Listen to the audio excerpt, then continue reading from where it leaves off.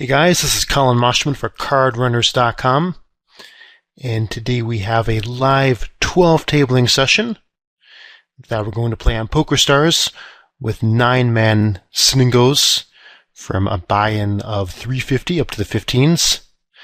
Just making sure that I didn't time out on one of these tables, so I was clicking to start the video. And topics that we're going to talk about. So first decision here, we have Pocket Kings.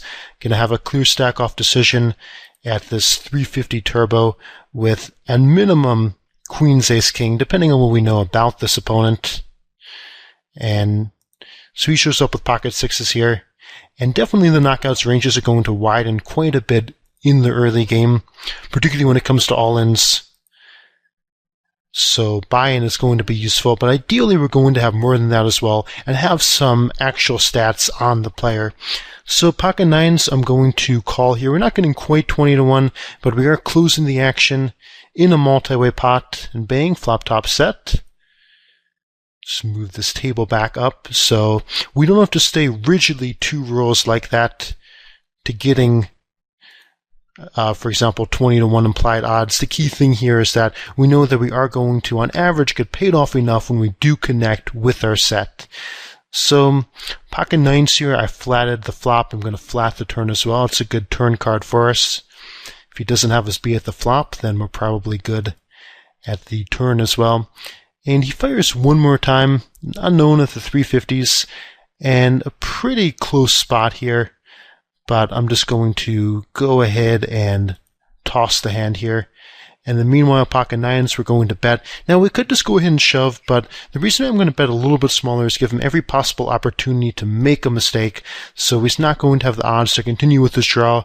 We give him to put more chips in if he wants to. And now we set things up to go ahead and value shove the river and get paid off the most. Now, given that he had jacks in that hand, it probably didn't matter much.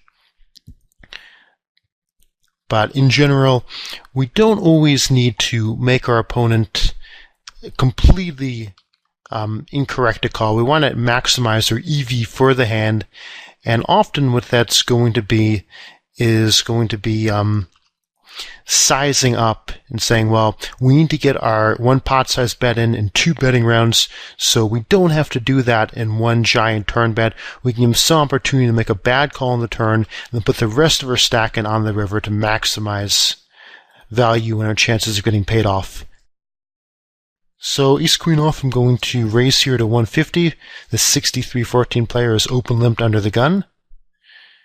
So I'm going to raise there with a range of approximately 8s, ace queen, ace jack suited.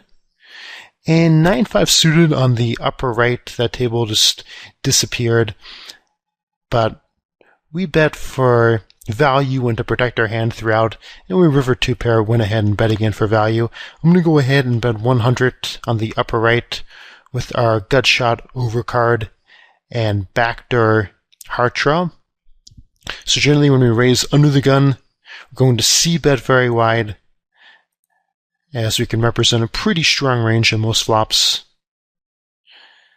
So our c-bet percent is going to increase in spots like that. And so this was the 9-5 suited hand. He ended up folding river. I'm going to call here. A lot of the time, queen 3 suited would be a pretty marginal complete in the small blind, but based on his very loose stats, we expect to have pretty good implied odds. I'm going to be willing to stack off, so if we flop top pair, I would stack off against him. And so for that reason, I think we'll show a profit there.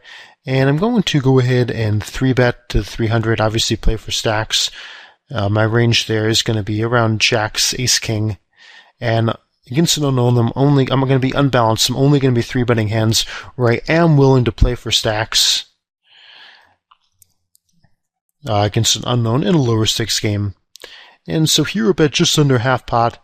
And again, if we bet 600, then of course it is going to be profitable. It's a lot better than check folding, but we are going to maximize our EV for the hand if we break up putting in the stack over a few betting rounds.